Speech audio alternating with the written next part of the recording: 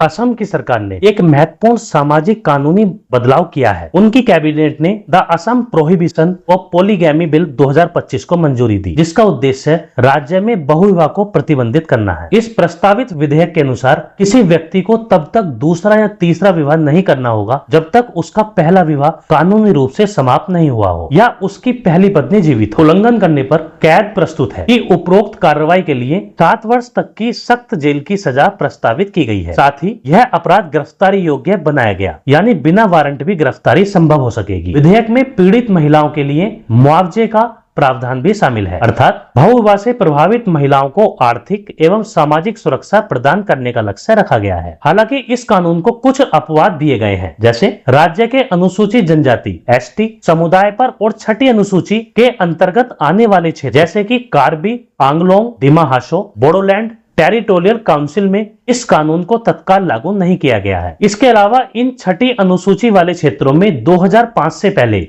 विवाह किए गए अल्पसंख्यक मुस्लिमों को भी इस कानून से बाहर रखा गया है। विधेयक इस माह यानी 25 नवंबर 2025 को राज्य विधानसभा में पेश किया जाना है। सरकार ने यह कदम महिलाओं के अधिकारों, सामाजिक न्याय और विवाह की मोनोगैमस व्यवस्था को आगे बढ़ाने के उद्देश्य से उठाया है। इसके तहत बहुविवाह को सामाजिक कुप्रथा के रूप में देखा गया है, जिससे महिलाओं को आर्थिक, सामाजिक और भावनात्मक रूप से हानि होती है। इस कानून को राज्य द्वारा विवाह व्यवस्था में सुधार, विवाह के बाद की महिलाओं की सुरक्षा सुनिश्चित करने और सामाजिक रूप से समरूप यानी यूनिफॉर्म विवाह व्यवस्था की ओर एक कदम माना जा रहा है। विधेयक आने वाले समय में अन्य विवाह कानूनों और नागरिक संहिता यानी यूनिफॉर्म सिविल कोड की दिशा में राज्यों द्वारा उठाए जा रहे कदमों के संदर्भ में भी देखा जा रहा है। सबसे पहली चुनौती है जनजातीय और पारंपरिक प्रथाओं के साथ तालमेल बैठाना। छठी अनुसूची के अंतर्गत आने वाले क्षेत्रों में सामाजिक सांस्कृतिक प्रथाएं भिन्न भिन्न हैं और विधेयक में इनको अपवाद के रूप में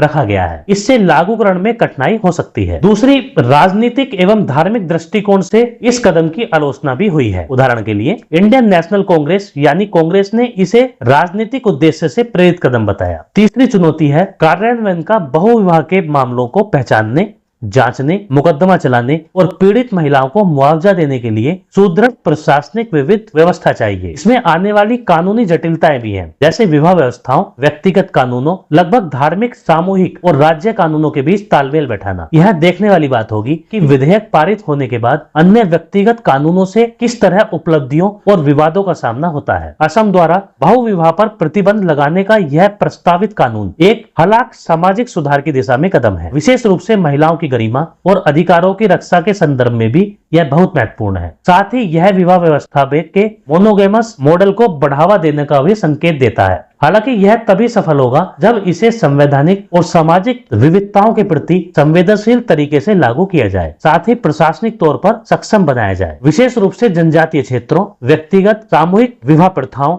और मुआवजा एवं संरक्षण के मामलों के ट्रैकिंग निगरानी तंत्र का ध्यान देना भी बहुत आवश्यक है।